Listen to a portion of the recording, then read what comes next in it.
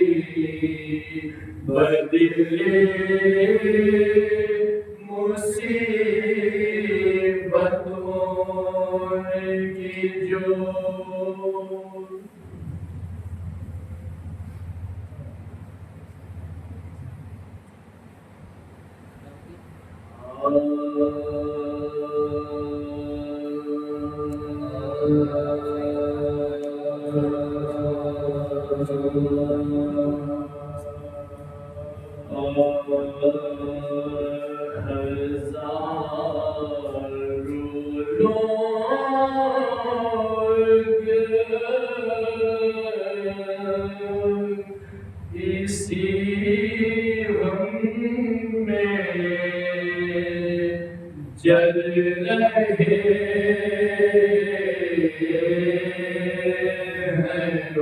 حسین ہزاروں لوگ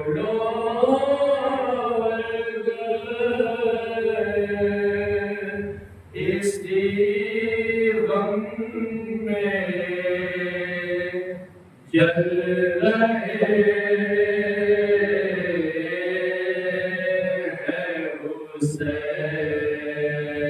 بڑے بڑے تیرے ٹکڑوں پہ پڑ رہے ہیں حسین تمہاری ایک ہی گر پر ٹھہر گئی نظریں ہزاروں روز مقدر بدل رہے ہیں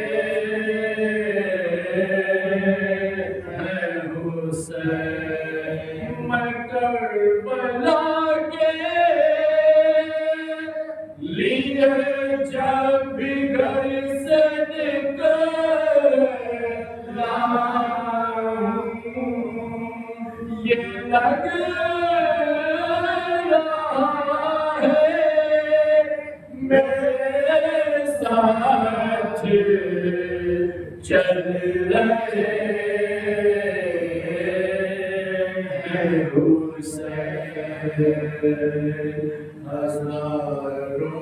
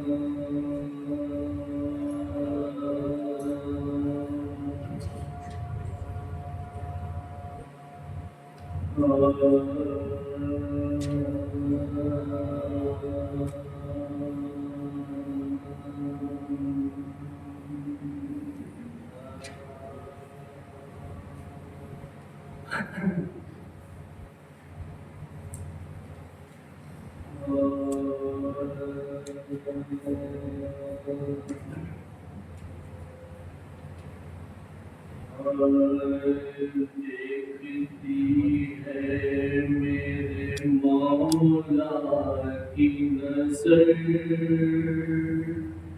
دور تلک بن کے بہت دور تلک دیکھتی ہے میرے مولا کی نظر دور تلک بن کے بہت دور تلک بچ نہیں سکتا کوئی بالی شر دور تلک بن کے بہت دور تلک آمدے ہیں در کرار سر بیت حرم ساری دنیا کو خبر ہے یہ محمد کی قسم بن گیا کعبے کی دیوار میں در دور تلک بن کے بہت دور تلک دیکھتی ہے میرے مولا کی نظر دور تلک بن کے بہت دور تلک چھوڑ کر میرے نبی کو جو عہد میں بھاگے چھوڑ کر میرے نبی کو جو عہد میں بھاگے لاکھ تاریخ نے چاہا وہ مگر چھپ نہ سکے لاکھ تاریخ نے چاہا وہ مگر چھپ نہ سکے رفتہ رفتہ ہوئی آن خبر دور تلک بن کے بہت دور تلک بچ نہیں سکتا کوئی بانی شر دور تلک بن کے بہت دور تلک کون مومن کہاں منکر ہے اسے سب ہے خبر کون مومن کہاں منکر ہے اسے سب ہے خبر سات نسلوں پہ نظر رکھتی ہے تیرے حیدر سات نسلوں پہ نظر رکھتی ہے تیرے حیدر کاٹ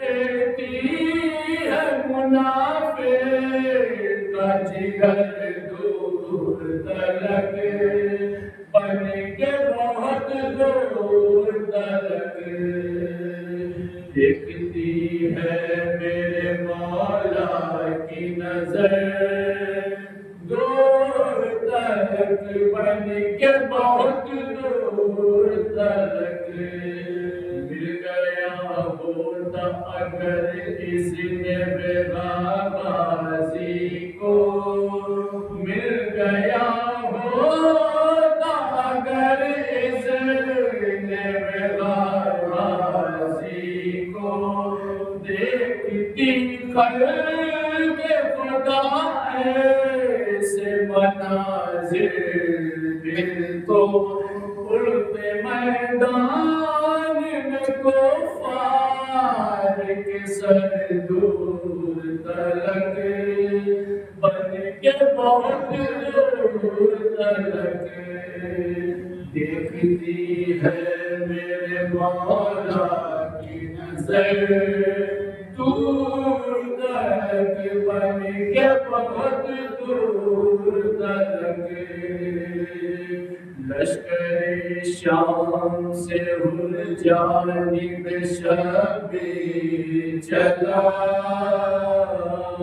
لشکر شام سے ہر جانب شبی چلا عشق شبیر ملا کو پہچان گیا عشق شبیر ملا کو پہچان گیا اس کو جنت کے نظر آتے تھے گھر دور تلک بن کے بہت دور تلک بچ نہیں سکتا کوئی بانی شر دور تلک بن کے بہت دور تلک جنگ میں ناد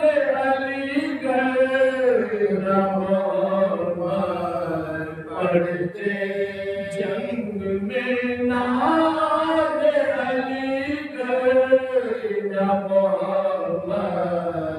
کرتے گر علی کو نہ بلاتے تو نبی کیا کرتے گر علی کو نہ بلاتے تو نبی کیا کرتے تیسری دن تک نہ ملا کوئی بلال دور تلک بن کے بہت دور تلک بچ نہیں سکتا کوئی بانی شہر دور تلک بن کے بہت دور تلک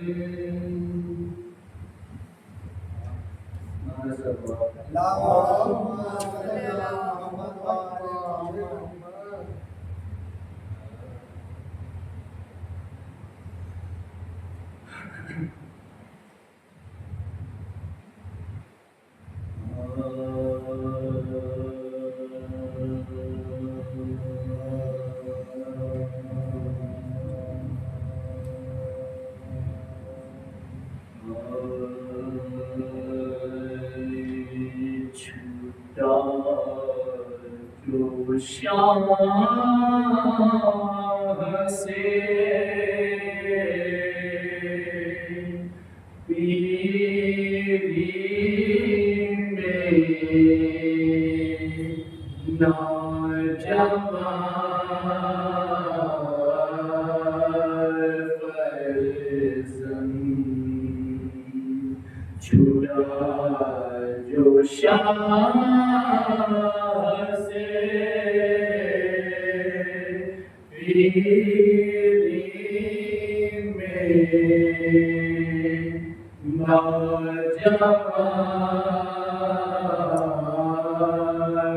فرزند حسین و خوش قدو خوش رو خوش بیان فرزند رشید و عابد و سیجا و رتبہ فرزند بدر کتاب و تماشا گھر کی جان فرزند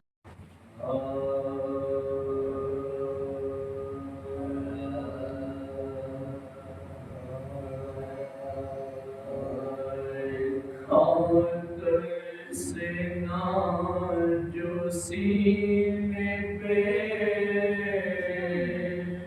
اکبر گزر گئے کھا کر سنا جو سینے پہ اکبر گزر گئے حسین اے مہر انور کدھر گئے پیری میں گھر حسین کا برباد کر گئے سب جگر سے شب میں بھر گئے غم سے یہ حال ہے کہ بہت بے قرار ہوں آواز توڑ کے آئے کر تم پر نثار ہوں نثار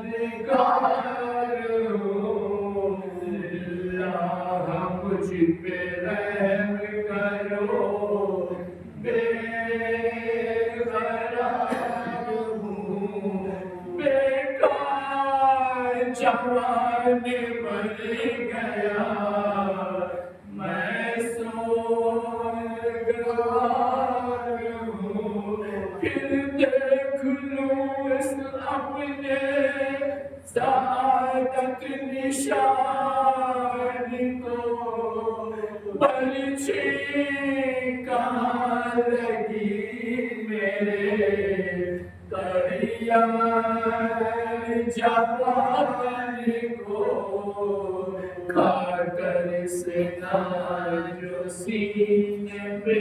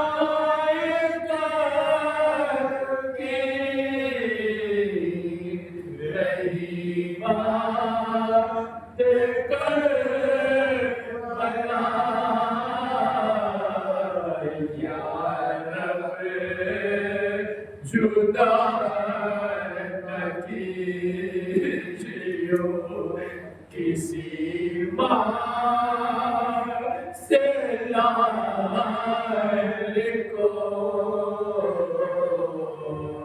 مانو تلاش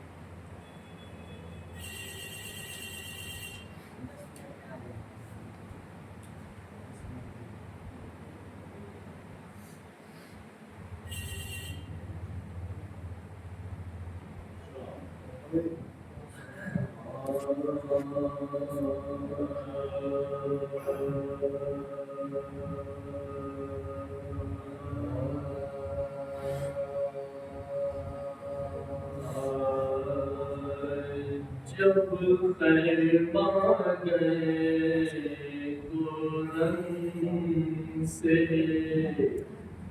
امام امم چلے جب خیر مانگے قرآن سے امام امم چلے فرمایا لوگ قریب نگہبان چلے اکبر تو آگے لے کے وہ کلو علم چلے سر ننگے پیچھے سید علی امم چلے جنگل میں شور نہ لو فریاد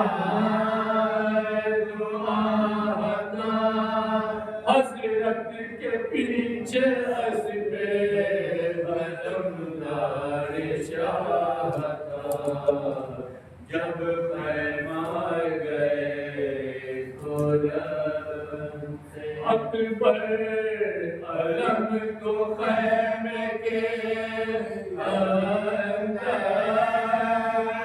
جھکا کے لا سر اپنا پیٹتے ہوئے گھر میں حسین چلاتے تھے کہ بھائی کو بھائی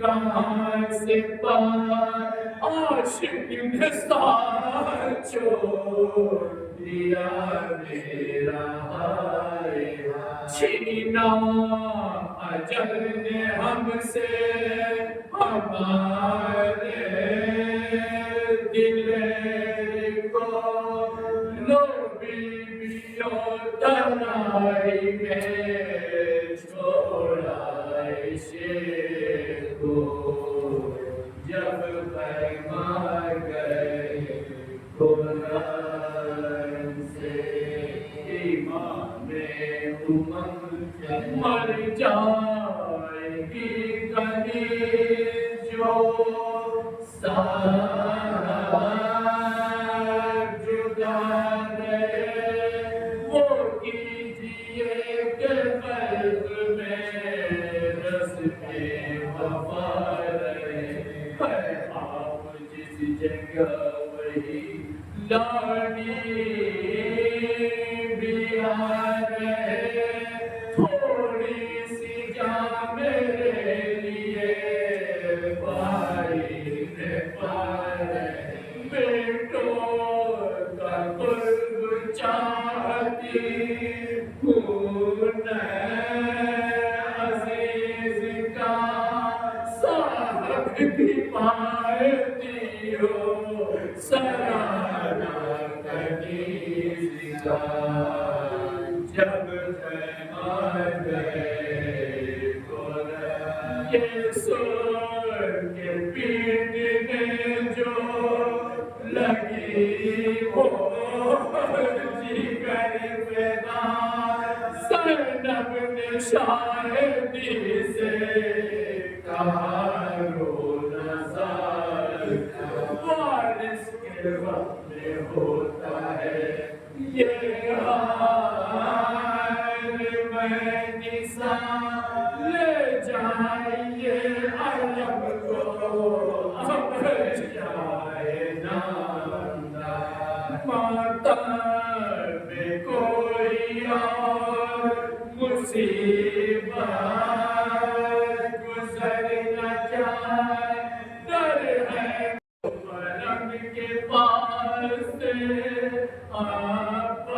آپاس کے بسار دکھ میں کھلے تھے کردوں کے تھر ڈالتے دیگر جو تو خداری تھے اور کان کے گوہر سہما ہوا تھا ایک تو ایک بیٹتا تھا زلفوں پہ گرد تھی تو رخوں پر غبار تھا چہروں سے درد بے بدری آشکار تھا جب خیمہ گئے قرآن سے امام امم چھوڑا یہ سن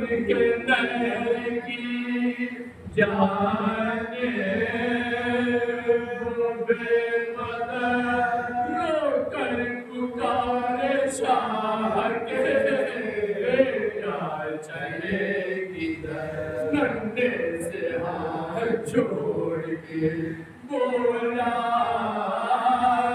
وہ بے مدد بابا کی لاش اٹھانے کو جاتا ہوں نہر پر میاں نہ اٹھ سکے گی تو خالی دامن میں ہم کٹے ہوئے ہاتھوں کو لائیں گے جب خیمہ گئے قرآن رو کر کہا حسین نے تیرے نثار دریا سے اب اٹھیں گے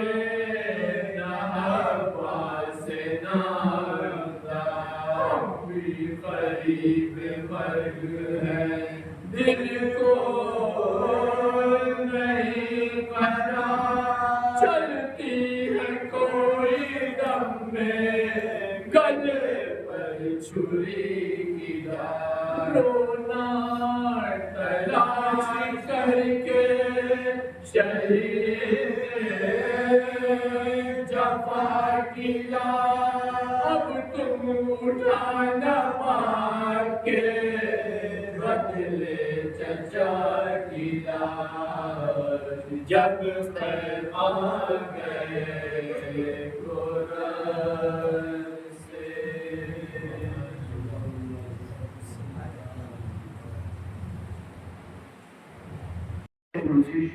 کوئی نہ آمین لاتا قبر کی دہشت پرسش کوئی نہ آمین لاتا آپ کے صدقے رحمت عالم کو بچا سبحان اللہ اور قبر سے لوٹے تھک کے فرشتے پوچھ نہ پائے کوئی سوال لے کر آمد نام محمد کہتے رہے وہ صلی اللہ لے کر ہمیں نام محمد کہتے رہے وہ صلی اللہ علی کا چاہنے والا کبھی موٹا نہیں ہوتا علی کا چاہنے والا کبھی مردہ نہیں ہوتا، اشارے قبر کا ہرگز اسے خطرہ نہیں ہوتا، اور ولائے حیدر کرار کام آتی ہے مرکز میں۔ فرمائیں گے ولائے حیدر کرار کام آتی ہے مرکز میں، محمد کے غلاموں کا کفن میلا نہیں ہوتا، محمد کے غلاموں کا کفن میلا نہیں ہوتا۔ آخری بتا غمِ شبیر میں وہ اشک تکے دیدے در سے، غمِ شبیر میں وہ اشک تکے دیدے در سے، اگر چاہوں تو جنت مول لے لوں گے غور سے، اگر چاہوں تو جنت مول لے لوں گے غور سے۔ بڑا حساس شعر کریں گے، مقام قوت بازو نہیں یہ دل کی منزل ہے، مقام قوت بازو نہیں یہ دل کی منزل ہے، پسر کی لاش اٹھانا سخت تر ہے باب خیبر سے، پسر کی لاش اٹھانا سخت تر ہے باب خیبر سے۔ سمجھ دے تو محمد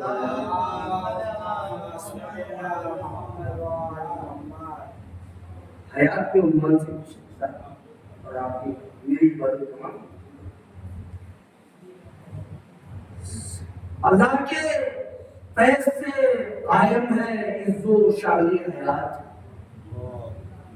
اللہ کے فیض سے قائم ہے عز و شان حیات، حسینی فکر سے چلتا ہے کاروان حیات، اور بڑھا یزید مٹانے کو جب نشان حیات، بقر خان کہ پڑھا یزید مٹانے کو جب نشان حیات، حسین بالا پڑھے چل کے پاس بانے حیات، حسین بالا چلے بڑھ کے پاس بانے حیات، اور بنایا ہر کو علیہ السلام نے پلے، بنایا ہر کو علیہ السلام پڑھنے، ملا حسین سا جس وقت مقتدیٰ حیات، ملا حسین سا جس وقت مقتدیٰ حیات۔ ایک سوال بھیج دیں محمد حیات کا فلسفہ کہاں ہے؟ ایک سوال پر بھیجے محمد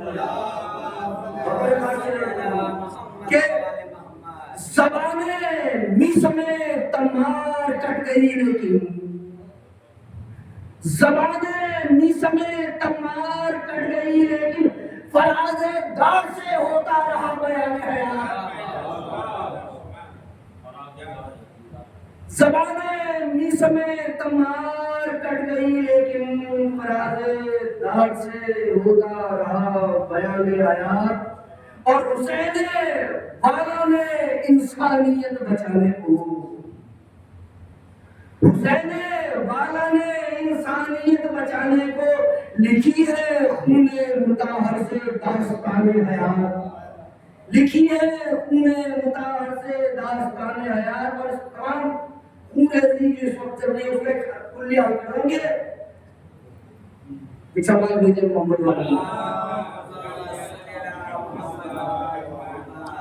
جو چاہتے ہیں کہ ہو جائے زندگی جاوید،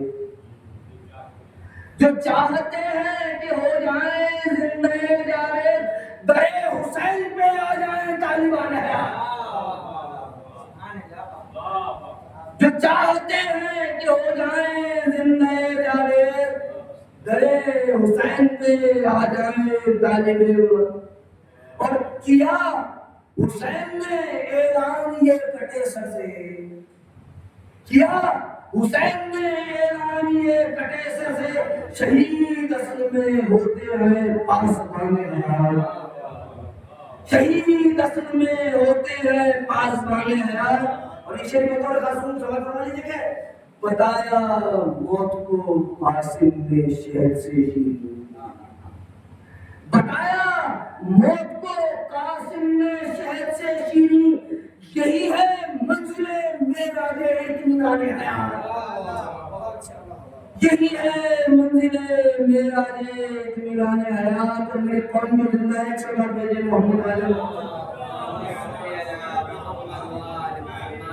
جنہیں حسین سا مل جائے رہبر کامل, جنہیں حسین سا مل جائے رہبر کامل, وہ کیوں نہ پہنچیں گے منزل پہ رہبر حیات, وہ کیوں نہ پہنچیں گے منزل پہ رہبر حیات. اور یہ کہ ہم انتظار کے عادی ہے موت ہم کو عزیز. پوری تاریخ بنو ہاشم کی شیعت کی کہ ہم انتظار کے عادی ہے موت ہم کو عزیز. ہماری موت بھی ہوتی ہے ترجمان حیات. ہم انتظار کے عادی ہیں موت ہم کو عزیز. ہماری موت بھی ہوتی ہے ترجمان حیات. اور علی کی گود کے پالے رہے مقام سرور, علی کی گود کے پالے رہے مقام سرور. ہزار رنگ سے دیتے ہیں امتحان حیات. علی کی گود کے پالے رہے مقام سرور, ہزار رنگ سے دیتے رہے امتحان حیات. میں دعوت سخن دے رہا ہوں صاحب عمر علی جناب مولانا قبلہ کو کہ تشریف لائیں اور اپنے افکار عالیہ سے شامل کو محسوس کریں.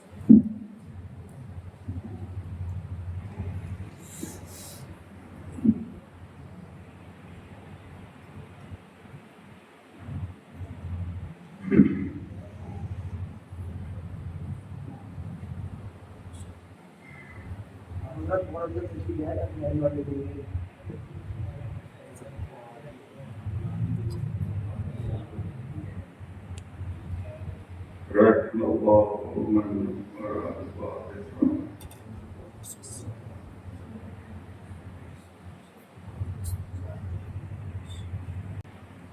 بسم الله الرحمن الرحيم. الحمد لله الذي جعلنا من المتمسكين بولاية أمير المؤمنين والأئمة المعصومين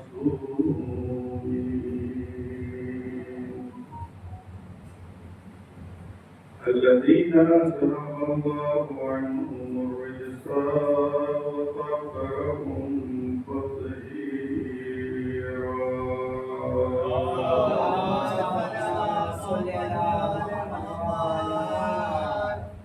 الحمد لله الذي أرسل رسوله بالهدى ودين الحق ليظهره على الدين كله ولو كره المشركون. الصلاة والسلام على أشرف الأنبياء والمرسلين.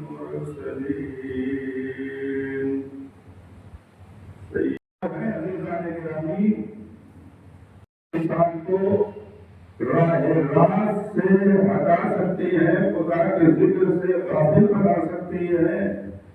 اس دن کوئی فائدہ ان کے ذریعے سے نہیں پہنچ سکتا. پورا سرمایہ حیات جسے کہیں انسانی زندگی کا, یہی مال اور اولاد کے درمیان رہ کے رہ جاتا ہے. اسی لیے قرآن مجید نے ان دو چیزوں کو خصوصیت کے ساتھ بیان فرمایا ہے. لیکن فوراً جو کہا اللہ من اللہ بقلب سلیم، اس کے معنی یہ نہیں کہ قلب سالم اگر آئے گا تو وہ کامیاب ہے، مال اور اولاد کامیاب کی دلیل نہیں بن پائے گی، نہیں، بلکہ اس کی تشریح سے یہ ہے کہ قلب سلیم کے ساتھ مال بھی فائدہ پہنچانے والا ہے، قلب سلیم کے ساتھ اولاد بھی ہے جو مفید ہونے والی ہے۔ کیا دنیا نے تاریخ کے اس منظر کو نہیں دیکھا ہے کہ جہاں قلب سلیم کے ساتھ مال کی نسبت حضرت خدیجہ کی طرف دی گئی تو فقط اپنے ذات کے لیے نہیں بلکہ اسلام کے لیے مفید ٹھہری؟ ایک سوال پڑھے محمد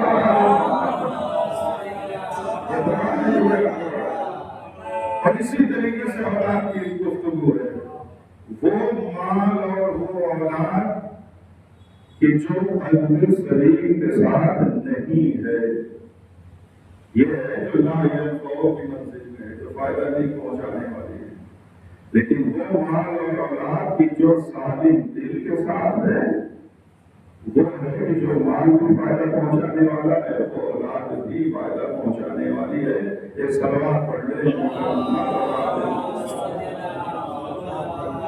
اب میں اسی کے حوالے سے انشاءاللہ آپ کے درمیان تھوڑی سی گفتگو کرنا چاہتا ہوں اسی قلب سلیم کے حوالے سے۔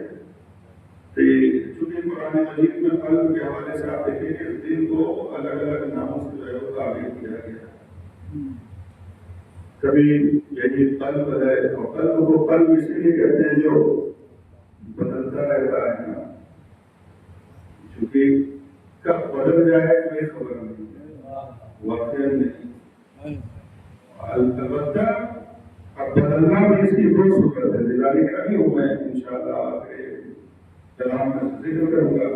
معنی آپ توجہ رکھیں کہ قلب کو قلب کہتے ہیں اس لیے، قلب کے معنی ہی ہے جو تبدیلی کا شکار ہوتا رہتا ہے، کیفیت تاری ہوتی ہے، کبھی خوشی کا ہے کبھی غم کا ہے، الگ الگ مسائل کے اوپر تبدیلی واقع ہوتی ہے۔ فؤاد کے لفظ سے بھی آپ نے قرآن میں سنا ہے کہ قرآن نے اسی دل کو جو ہے فؤاد بھی کہا ہے، اور اس کے بارے میں باقاعدہ یہ قرآن کی آیت موجود ہے کہ ہم نے جو تمہیں یہ فؤاد ہے، سم ہے اور بصر، یہ سننے کی صلاحیت ہے، دیکھنے کی صلاحیت ہے، اور یہ قلب جو تمہیں دیا ہے اس کے بارے میں تم سے جو ہے سوال کیا جائے گا۔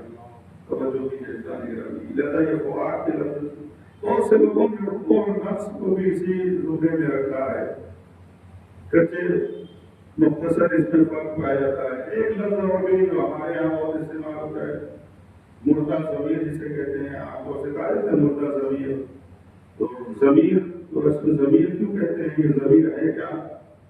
اصل ضمیر کے معنی جو ہے ایسی چیز کی جو دکھائی نہیں دیتی ہے، پوشیدہ شے کو، اسی لیے روایت کہتی ہے کہ منعوذ میرا کہ اگر کوئی انسان جو ہے ہمارے چاہیے، ائمہ کی حدیث ہے، اپنی امام کی حدیث ہے کہ اگر کوئی انسان ہمارے چاہنے والوں کے بغض اور حسد کو اس میرا یعنی اپنے دل میں چھپاتا ہے تو وہ ہماری ولایت سے جو ہے وہ خارج ہو جاتا ہے، اور فقط یہ نہیں کہ وہ ہماری ولایت سے خارج ہو جاتا ہے بلکہ ہماری ولایت سے خارج جیسے ہی ہوا تو ایک ولایت اور چاہیے اسے اس کے زیر سایہ ہو تو کہا ولایت شیطان نے توجہ دلانے کے ہماری جو اس وقت مثال ہے وہ ضمیر، لفظ ضمیر کے اوپر کسی بھی پوشیدہ کے معنی، اسی لیے بہت ساری ادبی کتابوں میں ضمائر جو چاہے وہ عربی ہو اردو ہو، لفظ عشق ہے، اس ہے، یہ سب کہتے ہیں ضمائر میں ہیں، اس لیے کہ ایک وقت ہے ہم کہیں علی، حسن، حسین، تو یہ واضح ہے سامنے کا مسئلہ ہے کہ اس کے ذریعے سے یعنی یہ ایک مخفی چیز ہے، پوشیدہ ہے۔ روح کو بھی ضمیر اس لیے کہا جاتا ہے کہ یہ پوشیدہ ہے، یہ دکھائی نہیں دیتی ہے، اور اگر اسی بیس پہ آپ دیکھیں تو انسانی وجود جو ہے جو کہتے ہیں کہ اس کے اندر خدائی رنگ پایا جاتا ہے، خدائی رنگ اسی لیے پایا جاتا ہے کہ جو اللہ نے کہا وَإِذْ نَفَخْتُ فِيهِ مِنْ رُوحِي کہ جب میں اس میں اپنی روح کو پھونکوں جیسے خدا دکھائی نہیں دیتا ویسے روح دکھائی نہیں دیتی ہے، اسی لیے اسے جو ہے خدائی رنگ کہا جاتا ہے۔ توجہ سے جانے کا ضمیر جو ہے اسے پوشیدہ ہے، مخفی ہے، اس بنا پر اسے جو ہے وہ ضمیر سے تعبیر کیا جاتا ہے۔ اب یہ الگ الگ جو ہمارے زبانوں میں عام طور سے استعمال ہوتا ہے، آپ بہتر جانتے ہیں، کہتے ہیں مردہ ضمیر۔ میں کوئی رابطہ رکھتا نہیں مردہ ضمیروں سے، میرا احساس اب بھی ہر قدم ہر گام زندہ ہے۔ تو مردہ اور زندہ بھی احساس ہو سکتا ہے، ضمیر ہو سکتا ہے، قلب ہو سکتا ہے، انسان کی روح ہے، لیکن معیار کیا ہے؟ توجہ دیدار گرامی، اس تمہیدی گفتگو کے بعد میں اصل کلام بتانا چاہتا ہوں۔ اِلَّا مَنْ أَتَى اللَّهَ بِقَلْبٍ سَلِيمٍ، نہ مال کمانے والا ہے نہ اولاد فائدہ پہنچانے والی ہے، مگر یہ کہ انسان جب اس بارگاہ میں پہنچے تو قلب سلیم کے ساتھ پہنچے، ایسا دل لے کر آئے جو سلیم ہو، سالم ہو ہر رخ سے۔ عقائد کی دنیا میں نہ توحید کے مرحلے پر 365 خداؤں کے سامنے جھکنے والا ہو، بلکہ وحدہ لا شریک کا کلمہ پڑھنے والا ہو، ایک صلوات پڑھنے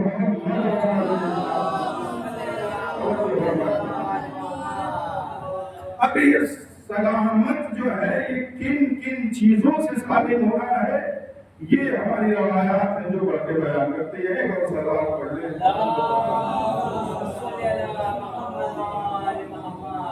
لہٰذا عزیزان گرامی، چونکہ یہ ماہ ولایت ہے، اسی عنوان سے میں نے گفتگو کو شروع کیا کہ آخر تک مرحلے کو انشاءاللہ خدا نے توفیق دی تو مرحلے گفتگو کو آگے بڑھانا چاہوں گا۔ ماہ ولایت، اللہ نے اس کائنات میں ہر شے کے اندر ایک کمال رکھا ہے، ہر شے کے اندر کمال پروردگار عالم نے کرا دیا ہے، اور اسی کمال کی بنیاد پر اسے سالم کہا جا سکتا ہے، اسی کمال کی بنا پر اسے سالم کہا جاتا ہے۔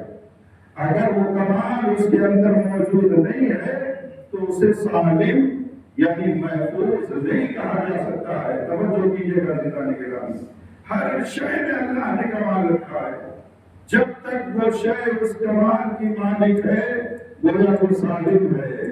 جو قلب سلیم اللہ نے کہا، یعنی اللہ نے جو قلب و عقل و روح کے اندر ایک کمال رکھا ہے، اگر وہ کمال اس کے اندر پائی جا رہی ہے تو اس کے معنی یہ ہے کہ وہ عقل ہو، روح ہو، ضمیر ہو، وہ انسان کا قلب ہو، وہ سالم ہے، ورنہ سالم نہیں ہے۔ اب ہر شے کے اندر اللہ نے کمال رکھا ہے، یہ کیسے طے ہو؟ کیا یہ ممکن ہے ہر شے کے اندر انسان اللہ نے کمال رکھا ہے؟ ایک صلوات پڑھ لیں۔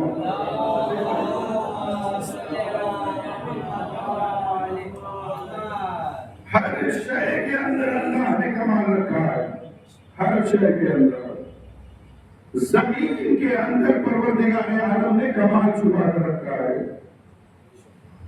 زمین کے اندر اگر وہ کمال موجود ہے تو وہ زمین سالم اور کامل سمجھی جائے گی، لیکن اگر اس کے اندر وہ کمال موجود نہیں ہے تو پھر اسے سالم اور کامل نہیں کہا جائے گا۔ سورہ اعراف آیت نمبر 57-58 میں پروردگار عالم فرماتا ہے هو الذی یرسل الرياح بشرا بین یدی رحمتہ۔ اللہ جب اپنی ذات کو پہچانوانا چاہتا ہے تو کہتا ہے وہ خدا وہ ہے کہ جس نے یرسل الرياح بشرا بین یدی رحمتہ، جس نے بندگان خدا کے درمیان ٹھنڈی ہوائیں بھیجی جس کو مبشر بشارت دینے والی بنا کر بھیجا۔ بشرا بین یدی رحمتہ، رحمت سے پہلے اللہ نے ٹھنڈی ہوا کو بشارت دینے والی بنا کر بھیجا ہے۔ ہم تو پہلے میں کہتے ہیں کہ اگر ذرا سے بھی ٹھنڈی ہوا چلی تو لگتا ہے رانی منڈی میں بارش ہو گئی ہے، یا تو اس طرف صحت وغیرہ میں کہیں بارش ہوئی ہے، اس لیے کہ اللہ نے اعلان کیا وہ الذی یرسل الرياح، وہ خدا وہ ہے کہ جو ہوا کو بشرن بشارت دینے والی بنا کر بھیجتا ہے، بین یدی رحمتہ ہی، رحمت کے نازل ہونے سے پہلے وہ خبر دیتا ہے کہ آنے والی ہے باران رحمت۔ توجہ فرمائے بھائی گرامی، اصل ہمارا جو تعلق ہے وہ اس کے اوپر دلیل پیش کر رہا ہوں کہ ہر شے کے اندر اللہ نے کمال رکھا ہے۔ حتی اذا اقلت سحابا ثقالا، یہی ہے یہاں تک کہ پروردگار عالم جو ہے انہی دوش ہوا پر بھاری بھرکم بادلوں کو جب سوار کر دیتا ہے، اللہ کہتا ہے سکناہو لبلد میت، پھر ہم اسے بلد میت یعنی مردہ زمینوں تک لے کر جاتے ہیں۔ بادلوں کی دوش پر اللہ نے پانی کو سوار کیا، بادلوں کو ہوا کی دوش پر سوار کیا، اور اس کے بعد خدا کہتا ہے سکناہو لبلد میت، پھر ہم انہیں بلد میت یعنی مردہ زمینوں تک لے کے جاتے ہیں۔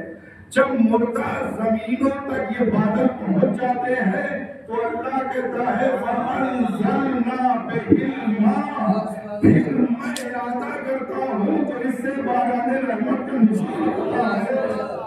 توجہ فرمائے، فَأَنزَلْنَا بِهِ الْمَاءَ، اللہ کہہ رہا ہے کہ اسی سے ہم پانی کو نازل کرتے ہیں، اور جیسے ہی پانی نازل ہوا تو کیا نتیجہ کیا ہوا؟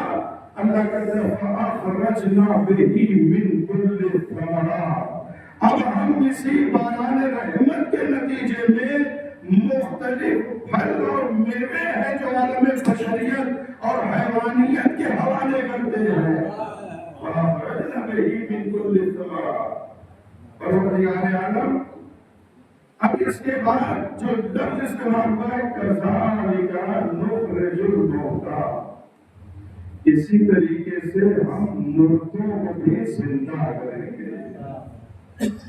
لَعَلَّكُمْ تَذَكَّرُونَ، اللہ کہتے ہیں کاش تم ہماری باتوں کو سمجھ جاتے۔ یہ ہماری باران رحمت کو دیکھ کر سمجھ کر ایک سلام پڑھ لے محمد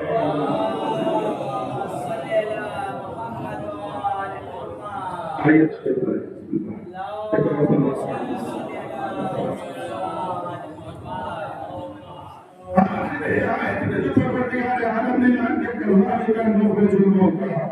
اسی طریقے سے ہم مردوں کو بھی خارج کریں گے۔ اور عجب جملہ کا لعلکم تذکرون، کاش ہماری باتوں کو سمجھ جاتے، متذکر ہو جاتے کہ میں کہنا کیا چاہتا ہوں۔ آج کل بہت سے ذاکر کہتے ہیں نا کہ کاش میرا مجمع سمجھ جاتا کہ میں کہنا کیا چاہتا ہوں۔ نہیں، میرا جو بہت بڑے علماء اور ذاکر گزرے وہ یہ کبھی نہیں کہتے تھے، وہ کہتے تھے کاش میں پہنچا لے جاتا۔ توجہ، یہ اپنی طرف میں لیکن میں نہیں پہنچا پا رہا ہوں۔ قرآن مجید تفصیل کو بیان کرنے کے بعد کہتا ہے وَالَّذِي يُرْسِلُ الرِّيَاحَ بُشْرًا بَيْنَ يَدَيْ رَحْمَتِهِ حَتَّىٰ إِذَا أَقَلَّ سَحَابًا ثِقَالًا، اور اس کے بعد سُقْنَاهُ لِبَلَدٍ مَّيِّتٍ فَأَنزَلْنَا بِهِ الْمَاءَ فَأَخْرَجْنَا بِهِ مِن كُلِّ الثَّمَرَاتِ كَذَٰلِكَ نُخْرِجُ الْمَوْتَىٰ، اور آخر میں آگے کہتا ہے لَعَلَّكُمْ تَذَكَّرُونَ، اے کاش میں کہنا چاہتا ہوں تم سب سمجھ جاتے۔ قرآن مجید کے یہ الفاظ ہیں، خدا کو یہ اعلان کر رہا ہے، اے پروردگار تو کیا کہنا چاہتا ہے؟ کہیں مادی حیات کے ذریعے سے ہم تمہاری زندگی کی دلیل کو پیش کرنا چاہتے ہیں کہ تمہیں کس طریقے سے زندہ کریں گے۔ جیسے آج ہوا کی دوش پر بادلوں کو سوار کیا، بادلوں کے وجود پر باران رحمت کو سوار کیا، مردہ زمینوں تک لے گئے، باران رحمت کا نزول ہوا، اخرجنا من بِهِ من كل الثمرات، اللہ یہ کہتا ہے اسی طریقے سے ہم نے مشیت کی دوش ہوا پر ارادہ قدرت کو سوار کر دیا، پھر ان قبرستانوں پر ان قبروں کے حوالے اپنے حکم کو پہنچا دیا، پھر یہ مردہ ہے جو زندہ ہوتے ہوئے نظر آ رہے ہیں۔ لعلکم تذکرون، توجہ دلانے کی رہی، لیکن اصل جو بات میں گزارش کرنا چاہتا تھا کیسا کمال ہے جو اللہ نے رکھا 58 نمبر کی آیت کریمہ کا والبلد الطیب یخرج نباتہ بإذن ربہ. کیا جب اللہ باران رحمت کا نزول کرتا ہے تو ساری زمینیں ہیں جو سبزے اور میوے اور پھل سب دینے لگتی ہیں. کندی والبلد الطیب وہ زمینیں جو طیب و طاہر اور پاکیزہ ہوتی ہیں، جو مستعد اور آمادہ زمینیں ہوتی ہیں، ان کی خاصیت یہ ہے کہ یخرج نباتہ بإذن ربہ، اللہ کی اجازت سے ان کے وجود سے ثمرات ظاہر ہوتے ہیں. لیکن اس کے فوراً بعد والذی خبث لا یخرج الا نکدا، لیکن وہ زمینیں کی جو بنجر ہوتی ہے ان سے کچھ خاص ظاہر نہیں ہوتا ہے. کذالک نصرف الآیات لقوم یتفکرون. اللہ کہتا ہے اسی طریقے سے ہم مثالیں دیتے رہتے ہیں ان قوموں کے لیے کہ جو فکر کرنے والی ہیں. جیسا اللہ نے ہر شے کے اندر کمال رکھا، زمین کا کمال یہ ہے کہ اگر اللہ نے ان پر باران رحمت کا نزول کیا اور مستعد اور آمادہ دانہ ان کے حال میں پہنچ جائے تو عالم بشریت کی پوری مخلوق کے لیے یہ ثمرات ظاہر کر دے تو کہتے ہیں گویا اب زمین کے اندر اس کا کمال موجود ہے. لیکن اگر ثمرات دینے کی صلاحیت نہیں ہے تو پھر انہیں بنجر زمینیں کہتے ہیں، انہیں آمادہ زمینیں نہیں کہتے ہیں، یہ مردہ زمینیں ہیں، ان کے اندر کمال نہیں پایا جاتا ہے. یہ ہے جو قرآن نے زمینوں پر تذکرہ کیا ہے کہ زمین کے اندر اگر رشد کرنے کی صلاحیت ہو جائے تو پھر یہی بڑا کمال زمین ہے. لیکن اگر نہیں ہے تو وجہ نہیں ہے ستارے کے نام. اسی لیے ماہ ولایت ہے، ہمارے علماء نے اعلان کیا کہ دیکھو ولایت آمادہ زمین کے جیسے ہے. ولایت کی مثال بھی ہے وہ آمادہ زمین کے جیسے ہے. امامت کی جو مثال دی ہے کہا امامت کی مثال ایک آمادہ زمین کے جیسے ہے. اسی لیے تو کہا جاتا ہے کہ اگر نماز بھی ہے، روزہ بھی ہے، حج بھی ہے، زکات بھی ہے، خمس بھی ہے، جہاد بھی ہے، سارے اعمال صالحہ ہو، لیکن اگر آمادہ زمین نہیں ہے تو آخر یہ نماز کس پر رشد کرے گی؟ دانا تو موجود ہے لیکن اگر آمادہ زمین نہیں ہے تو یہ دانا آخر اپنے وجود کو کیسے ظاہر کرے گا؟ جیسا کہ ولایت اور امامت کی مثال آمادہ زمین کی ہے کہ پہلے ولایت امیر المومنین کی صورت میں آمادہ زمین اپنے وجود پر لے آؤ، پھر اسی زمین پر نماز کے بیچ ڈالو گے تو یہ مومن کی معراج بن جائے گی. ایک صلوات پڑھنے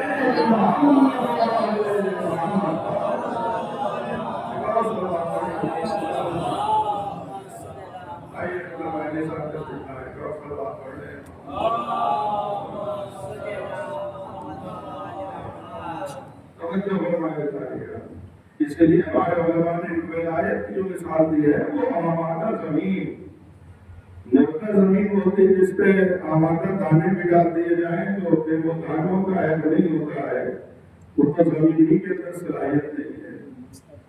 جیسا کہا ولایت اور امامت آمادہ زمین مستحق، جسے قرآن بلد الطیب کہتا ہے کہ بلد طیب کا جب انسان دانے ڈالتا ہے تب وہ رشد اور نمو پیدا کرنے کی صلاحیت رکھتی ہے. ولایت کی مثال اللہ نے اور ہمارے علماء نے جس کی تمثیل دی ہے وہ یہ آمادہ زمین کی ہے کہ جب آمادہ زمین ہمارے پاس رہے گی تب اس پر جب انسان جو ہے وہ بیج ڈالے گا، چاہے وہ نماز کا ہو، روزے کا ہو، حج کا ہو، زکات کا ہو، خمس کا ہو، تو یہی نماز ہے جو مومن کی معراج بن جاتی ہے. یہی روزہ ہے جو جہنم کے مقابلے میں سپر کا کام کرے گی. یہی جہاد ہے جو عزت اسلام کے لیے عزت بن جائے گا. ورنہ آج دنیا پہچان لے کہ جنہوں نے بنجر زمین پہ جہاد کے بیچ کو ڈالا ہے دنیا ان کے جہاد کو دہشت گردی کہتی ہے، لیکن لیکن جنہوں نے آمادہ زمین پر جہاد کے بیج کو ڈالا ہے اسے حزب خدا کہا جاتا ہے۔ صلوات پڑھ لیں محمد۔ یہ زمین کا کمال ہے کہ اگر زمین آمادہ ہے تو اس کے اندر یہ کمال ہونا چاہیے۔ اب زمین پر بڑی قبضہ کر کے ہاسپٹل بنا دے تو وہ ایک فائدہ ہو سکتا ہے، لیکن جو زمین کا اصل کمال ہے اس سے ہم نے استفادہ نہیں کیا ہے۔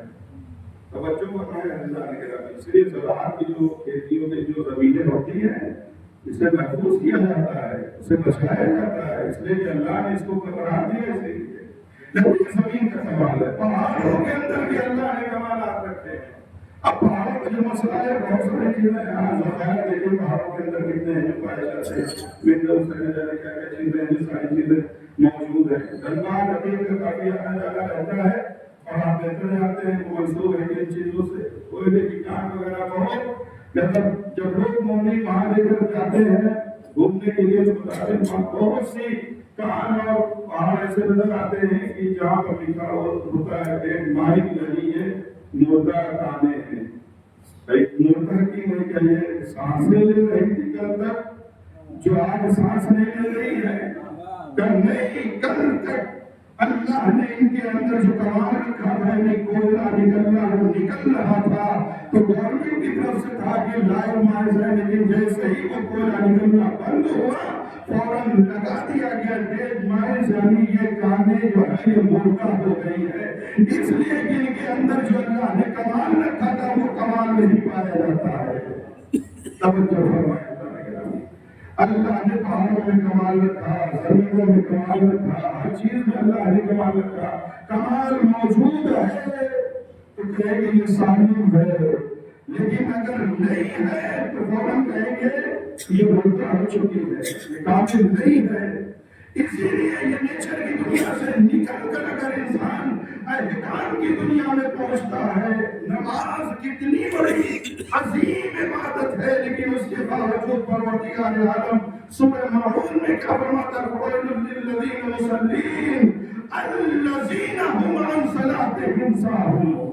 توجہ فرمائیں، ویل ہے نماز گزاروں کے اوپر، اللہ نمازیوں کے اوپر ویل۔ تو اکثر کہتے ہیں اقیموا الصلاۃ، نمازیں پڑھو، نماز قائم کرو، اور یہاں کرے فویل للمصلین، کہ نمازیوں کے اوپر ویل ہے، یعنی جو سب سے دردناک عذاب تصور کیا جا سکتا ہے۔ خدایا یہ کیسے ممکن ہے؟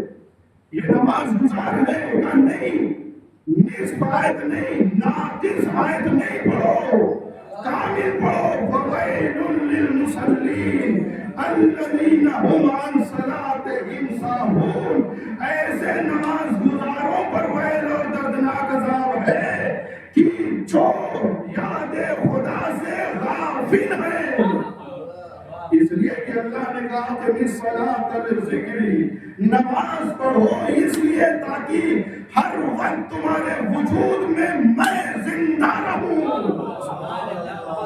لیکن اگر نماز تو ہے لیکن ہماری یاد نہیں ہے تو پھر ایسے نماز گزاروں پہ دردناک عذاب ہوتا ہے۔ شاید دنیا ایسے نماز گزاروں کو ایسی آیتوں کو سمجھ نہ پاتی اگر 1400 سال کے بعد یہ حق و باطل کی تفریق حالات دنیا نے نہ دیکھا ہوتا کہ آج وہی جو کعبے کے محافظ خود کو کہتے ہیں لیکن وقت کا ظالم جب ایسے ملکوں میں سفر کرتا ہے تو ساتھ میں رقص کرتے ہوئے بھی نظر آ رہے ہیں، نیکلیس ہے جو انہیں گفٹ کیا جا رہا ہے، نہ جانے کتنے تحفے تحائف ہیں جو ظالموں کے حوالے کیا جا رہا ہے۔ اللہ نے کہا آیت نازل ہوئی تھی 1400 سال پہلے، لیکن مزاج آج بھی تلاش کرو کہ کہیں یہ خادمین حرمین تو نہیں ہے۔ صلوات پڑھ لیں نماز گزاروں کے اندر بھی اللہ نے کمال رکھا ہے۔ نماز گزاروں کے اندر اگر یاد خدا نہیں ہے، شعور اور بیداری اگر پیدا نہیں ہو رہی ان سجدوں کی بنا پر تو پھر وہ بیکار ہے عزیزان گرامی۔ اسی لیے کہا وَلِلْمُصَلِّينَ الَّذِينَ هُمْ عَلَى الصَّلَاةِ، کتنی بڑی عبادت ہے۔ مسجد کی تعمیر بھی کہتے ہیں بہت بڑی عبادت ہے اور نیک کام ہے واقعی مسجد کی تعمیر کرانا۔ روایات کے فکرے ہیں کہ کبوتر کہ جو آگے کا حصہ ہوتا ہے جہاں غذا جو ہے ان کی پہلی منزل پر جاتی ہے، اس کے برابر بھی اگر کسی نے کوئی زمین کو نیت کر لیا کہ یہ ہم نے مسجد کے نام پہ وقف کیا ہے، کہتے ہیں کہ وہ بے حساب اجر اور ثواب ہے پروردگار عالم۔ ہم کہتے ہیں پورا کبوتر جو ہوتا ہے اس کے برابر اگر آپ تصور کریں، اور نہ ہی کہ کبوتر کے اگلا حصہ جو چونچ کے بعد سے شروع ہو کر یہاں پہ دیکھا ہوگا وہ حصہ کتنا بڑا ہوتا ہے، لیکن اس کے برابر بھی اگر کسی نے مسجد کے بارے میں، لیکن روایات میں مساجد ملعونہ کا ذکر ملتا ہے، ایسی مسجدیں جو ملعونہ ہیں، رحمت پروردگار سے دور ہوتے ہیں۔ اور یہ کوفے میں خاص طور سے یہ مساجد جو ہے زمانے موجود ہے، روایات میں موجود ہے۔ احمد سے پوچھا گیا کہ یہ بتائیے کہ آخر ان مسجدوں کو ملعونہ کیوں کہتے ہیں، رحمت خدا سے دور کیوں ہے؟ تو روایات کی فکریں ہیں کہ کیوں بنائی گئی تھی یہ مسجدیں۔ کوفے والوں کو جب حسین بن علی کی شہادت کی خبر ملی تو کچھ لوگوں نے مسجد بنوائی، لیکن نیت کیا تھی؟ فرحاً لقتل الحسین، حسین بن علی کے قتل کی خوشی میں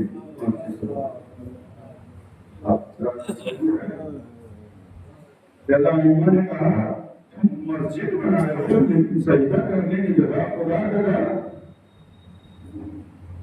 لیکن مسجد کب ہوگی؟ توجہ کیجیے گا، جب تک کہ ولایت اور امامت کی سند نہ مل جائے تب تک تصور نہیں ہے۔ اس لیے کہ مسجد کبھی جہاں سجدہ کیا جائے، سجدہ کہتے ہی اسے ہے کہ سر جھکے، پیشانی جھکے تو خدا کے لیے، اور دل میں ولایت اہل بیت پائی جائے۔ توجہ دلانے گرامی، لیکن یہ مسجد کس بنا پر؟ فرحاً لقتل حسین، حسین کے قتل کی خوشی میں بنائی گئی تھی۔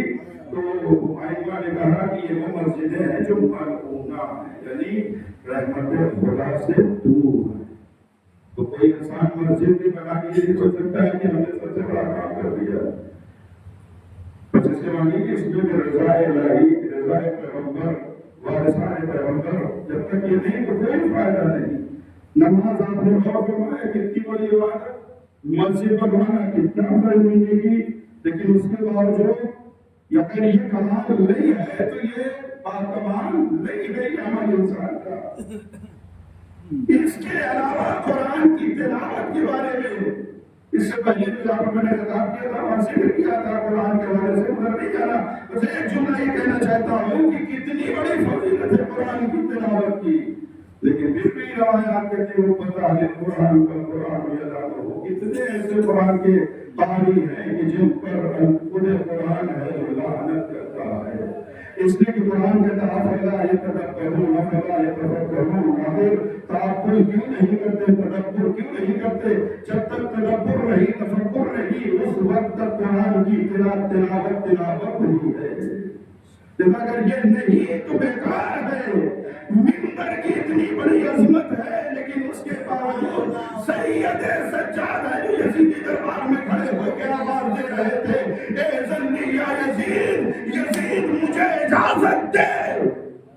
البتہ بہت بڑا جملہ ہے عزیزان گرامی، آج دنیا امامت کی اس کلام کو سمجھ نہیں پا رہی ہے، کہتے ہیں کہ پوری کائنات ہے جو صدقہ ہے امامت کی، لیکن پھر ضرورت کیا ہے جو اعلان کر رہے ہیں اے ذلی یا یزید، یزید اجازت دے کہ میں منبر پر جاؤں۔ منبر پہ جانے کی اجازت کیوں ضروری سمجھی سید سجاد نے؟ کہ دنیا کے اسباب اور ظواہر پر عمل ہوتے ہیں عزیزان گرامی۔ ظاہراً منبر کا مالک اس وقت وہ تھا، اجازت ضروری ہے، وہ منبر نہیں کہا جا سکتا عزیزان گرامی جو خفی صورت میں انسان منبر پر پر چلا جائے. نہیں یہ درس تھا. اس کے بعد کیا فرمایا؟ جلدی یا یزید اجازت دے کہ میں ممبر پر جاؤں. البتہ بہت سے لوگ ہیں اس حوالے سے میں ادھر نہیں آنا چاہتا. اجازت دے. کیا کرنا کیا؟ انا صدا ہذہ لاوا. امام نے کہا اجازت دے کہ میں اس لکڑی کے ڈھیر پر جاؤں. اس کے بعد کہا نہ تکلم بکلمات کہ میں کچھ کلام کرنا چاہتا ہوں. کچھ کلام کرنا چاہتا ہوں. پھر اس کے بعد فیہن رضن اللہ کہ جس کلام میں اللہ کی رضا اور مرضی پائی جائے گی. اور اس کے بعد کا وَلِهَؤُلَاءِ الْجُلَسَاءِ أَجْرٌ وَثَوَابٌ کہ جس میں ان بیٹھنے والوں کے لیے اجر اور ثواب ہو. بھائی ثواب دیکھیے اس میں شرط نہیں ہے کہ انسان مومن یا غیر مومن ہو. ورنہ 700 کرسی نشین یزیدی دربار میں بیٹھنے والے وہ یزید کی خوشی اور مسرت میں شامل ہونے آئے تھے. لیکن سید سجاد یہ بتا رہے ہیں ایک خطیب خدا کی ذمہ داری ہے کہ بیٹھنے والا مومن ہو یا غیر مومن ہو کلام ایسا ہو کہ جس سے سب کو فائدہ ہو. خطیب کا مزاج عیناً باران رحمت خدا کے ہونا چاہیے کہ جب بارش ہوتی ہے تو نہ کافر کی چھت دیکھتی ہے نہ مومن کی چھت دیکھتی ہے. ایک صلوات پڑھ لیں محمد و آل محمد. ممبر کی اتنی عظمت ہونے کے باوجود سید سجاد نے لکڑی کے ڈھیر سے تعبیر کیا. لیکن اس کے بعد ممبر کیسے بنے گا اس کی طرف اشارہ فرما دیا کہ دیکھو اگر اس میں رضا الہی کی گفتگو ہو مومنین اور سامعین کے اجر اور ثواب کا انسان قرض رکھتا ہو تو ایسے ممبر کو ممبر کہا جاتا ہے. بس عزیزان گرامی نماز کا اپنا کمال ہے. روزے کا اپنا کمال ہے. زمین کا اپنا کمال ہے. حج کا اپنا کمال ہے. ممبر کا اپنا کمال ہے. اگر یہ کمالات اس کے اندر موجود ہیں تو اسے صالح کہتے ہیں.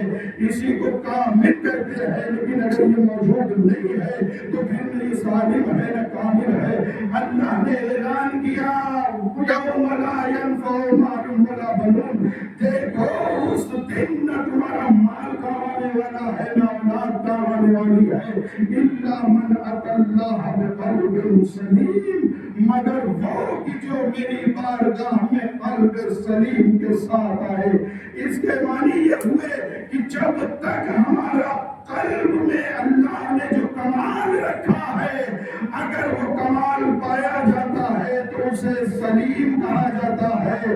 اگر وہ پایا نہیں جاتا ہے تو اسے سلیم اور اسلام اور تسلیم نہیں کہا جاتا ہے. عزیزان گرامی تو کون سی ایسی شے ہے جو ہمارے قلب کو ہمارے وجود کو سالم بناتا ہے؟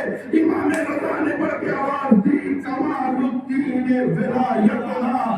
دین کا کمال ہماری ولایت ہے. یہی سے دو چیزیں ہیں. امام نے کہا دین داروں کا کمال جو ہے ہماری ولایت ہے وہ ہے. نہیں اس سے بڑا مرتبہ بیان کیا ہے. کہا کہ دین کا کمال ہماری ولایت ہے. بات کو اور واضح کروں. امام نے یہ نہیں کہا کہ حاجی کا کمال ہماری ولایت ہے بلکہ امام کہہ رہے حج کا کمال ہماری ولایت ہے. امام نے یہ نہیں کہا کہ نمازی کا کمال ہماری ولایت ہے بلکہ امام کہتے ہیں نماز کا کمال ہماری ولایت ہے. امام نے یہ نہیں کہا مسلمان کا کمال ہماری ولایت ہے بلکہ کا اسلام کا کمال ہماری ولایت ہے. شاید یہی وجہ ہے کہ جب ماہ ذوالحجہ کی 18 تاریخ کو جبرائیل نے کہا یا ایھا الرسول بلغ ما انزل الیک من ربک. جیسے علی کی ولایت کا اعلان کیا من کنت مولا فہذا علی المولا تو اللہ نے بھی اعلان کر دیا الیوم اکملت لکم دینکم. ہم نے آج تمہارے دین کو کامل بنا دیا.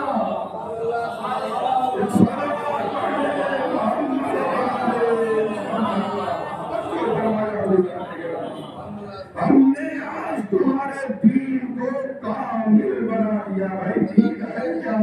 کہ دین یعنی اسلام، ان الدین عند اللہ الاسلام، یعنی اسلام کو آج کامل بنا دیا ہے، اسلام کو آج کامل بنا دیا ہے۔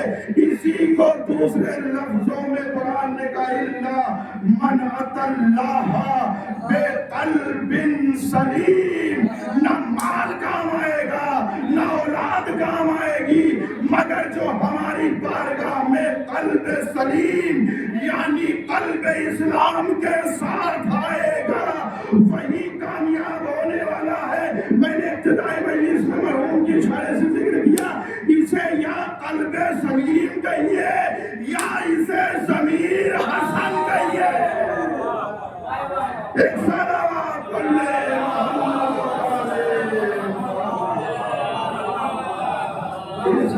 قلب سلیم کہیے یا ضمیر حسن کہیے۔ بس آمادہ ہے تو جملے صاحبان بلا کی خدمت میں کہوں، عزیزان گرامی، دین اسی کے ہاتھوں پر ہاتھ رکھنے سے کامل ہوگا کہ جس کے جانے پر نبی یہ کہے کہ آج کل ایمان جا رہا ہے۔ ایک صلوات علیہ محمد جا رہا ہے جو کل کفر کے مقابلے قلب سلیم۔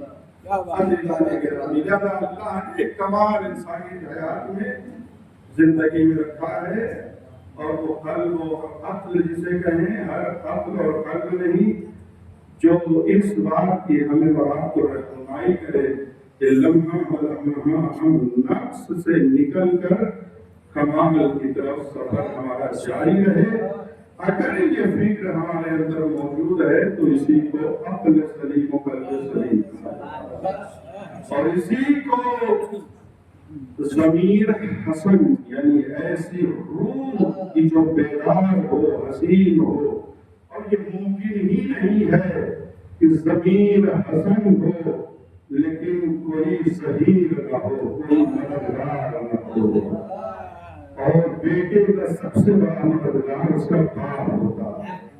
جب باپ ظہیر حسن کی صورت میں ہو، حسن بہترین، اور یہ ہر باپ کی صفت ہے کہ کسی کے بارے میں محسوس بھی نہیں ہے کہ باپ بچے کے لیے ہر وقت فکر مند کرتا ہے۔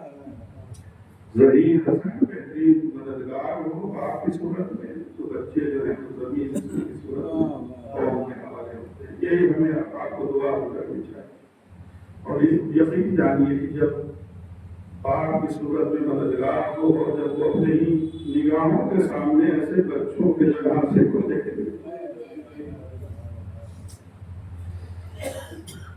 آج ہم بہمان پاک اپنے ایک دو تین بیٹوں کی پرورش کر کے زندگی کا فتح کرنے کے بعد خدا نخواستہ اگر ہمارے نگاہوں کے سامنے گزر جائے تو دیکھتے کیا کیفیت گزرتی ہے۔ حسین ابن علی ایک تو نہیں پوری امت کے 5 سے کربلا میں کھڑے ہوئے تھے، پھر امت کی بات ہے اور جو 70-72 کے جو ذکر عام طور سے ملتا ہے فرزندان مانوی تھے جو حسین ابن علی کے تھے۔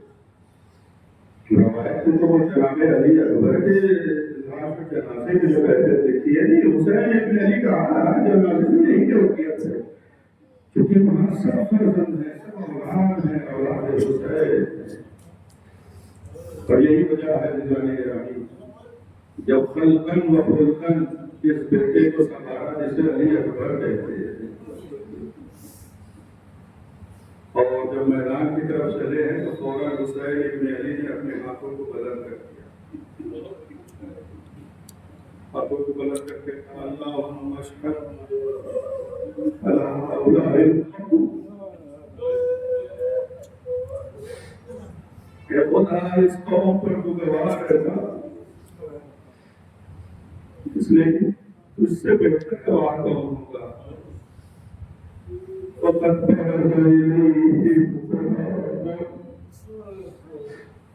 قرآن اور نبی زبان میں ایسے بیٹے کو کہتے ہیں جو جوانی نوجوانی کی منزل پر ہے۔ اسی لیے جب جناب ابراہیم کا ذکر ملتا ہے تو قرآن کہتا ہے فبشرناہ بغلام، جناب ابراہیم کو جو بشارت فقط بیٹے کی اللہ نے نہیں کی تھی، بیٹے کے ساتھ یہ بھی خبر پوشیدہ تھی کہ یہ بیٹا جوان بھی ہوگا۔ یعنی لفظ غلام جو قرآن نے استعمال کیا ہے، یعنی ایسے لوگوں کو کہا جاتا ہے، ایسے جوان کو۔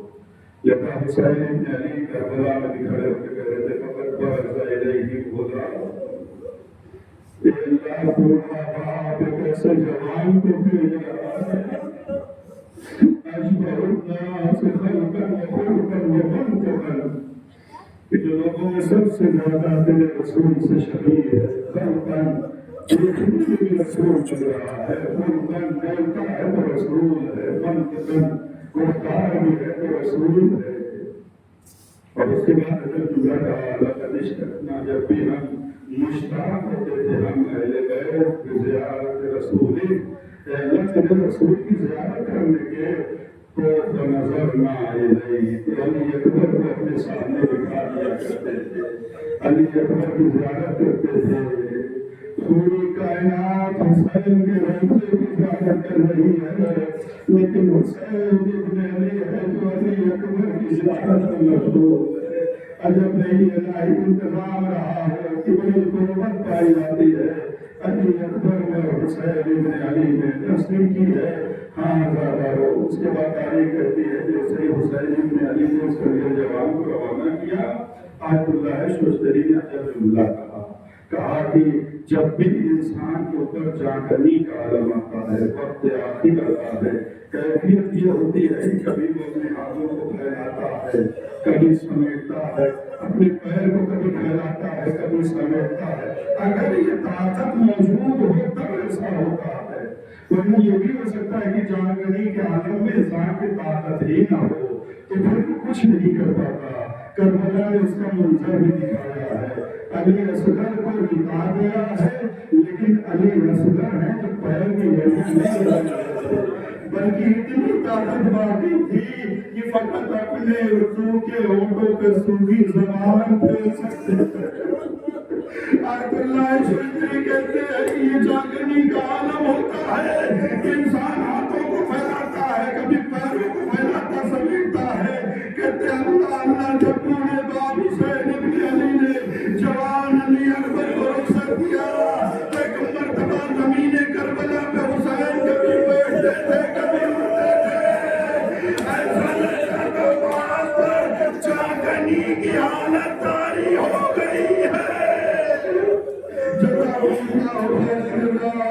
خدائی نوازوں پر رحمت نازل کرے، وہ چند جملے قدر مصائب ختم کر رہا ہوں۔ علی اکبر میدان میں گئے، 150 ظالموں کو فنار کیا، پلٹ کر آئے، بابا جان ایک قطرہ کیا پانی مل سکتا ہے؟ ارے یہ بیٹے کی ذمہ داری تھی کہ ایک مظلوم کی مظلومیت کو آیا کرے۔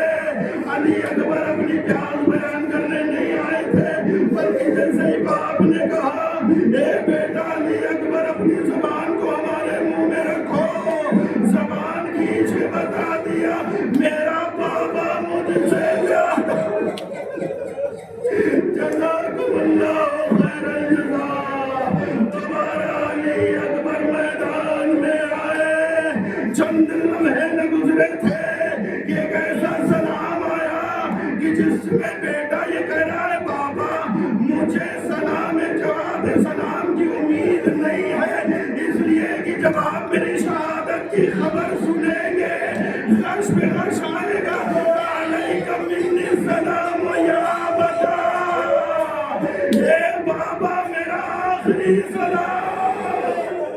روایت کہتی ہے حسین چلے کمر پہ ہاتھ کو رکھے ہوئے، دکھائی نہیں دے رہا ہے، فضائے کربلا میں ایک آواز گونج رہی ہے، لقد استراحت من ہم الدنیا وترکت اباک وحیدا فریدا۔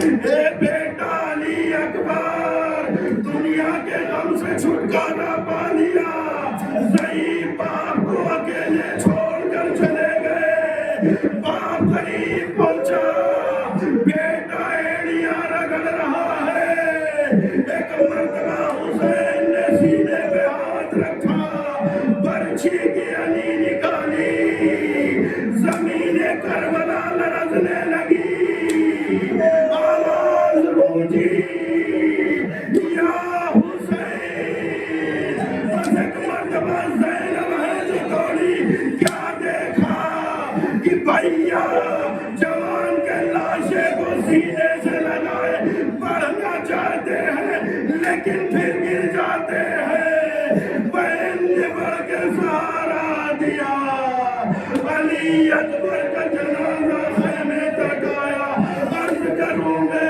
بہن آج بھائی کی مددگار بن گئی لیکن چند لمحے کے بعد جب بھائی کے گلے پر کند خنجر چل رہا ہوگا دل زینبیہ سے صدا گونج رہی ہوگی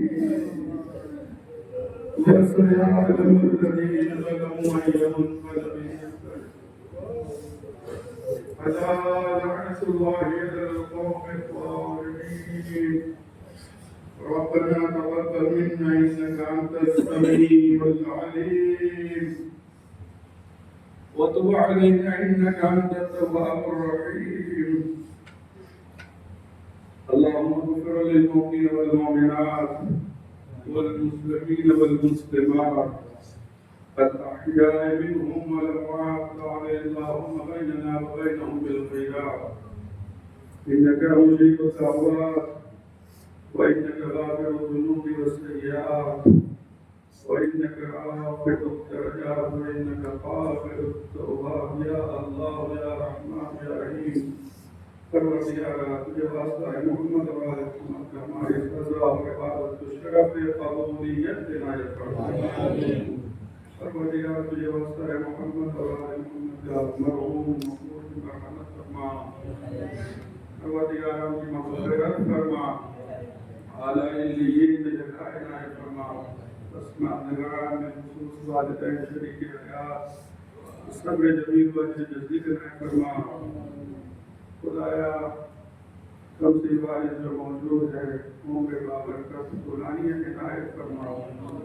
پروردگارا مومنین و مومنات جو مشتاق ہے جو زیارات انہیں جو زیارات توفیق عنایت فرما خدایا اس ظاہرین جو ہمارے وطن اور دیگر دنیا کے امکان سے سفر زیارت پر ان کے جان مال عزت اور آبرو کی حفاظت فرما خدایا وہ حاجیان کی سبیل اللہ حاجیان کا جو ولایت کے ساتھ کشف و انجام دے رہے ہیں ان کی حفاظت فرما ان کے ارکان کو بخوبی عمل کرنے کی توفیق عنایت فرما پروردگارا جو بے روزگار ہوں میں رزق حلال طیب اور فراوان میں عنایت فرما پرچم اسلام کو سربلند فرما پرچم کفر و نفاق الحال کو سرنگون فرما مظلوموں کی غیر سے مدد فرما ظالمین زکات ہدایت زندگی سے معبود فرما خدایا دل میسر کے ظہور کے ذریعے سے جنت الفقیر و جنت المعلا قبرستان جو ویران ہیں انہیں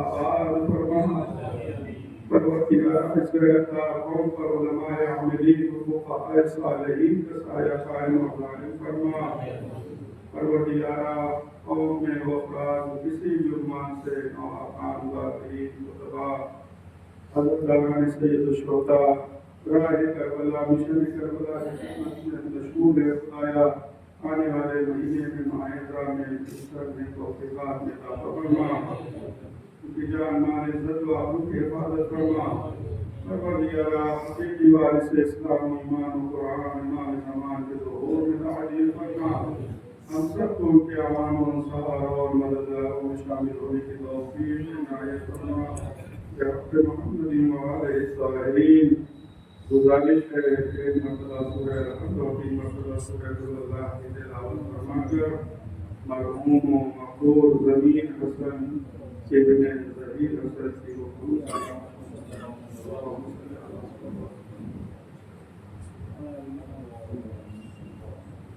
بسم اللہ الرحمن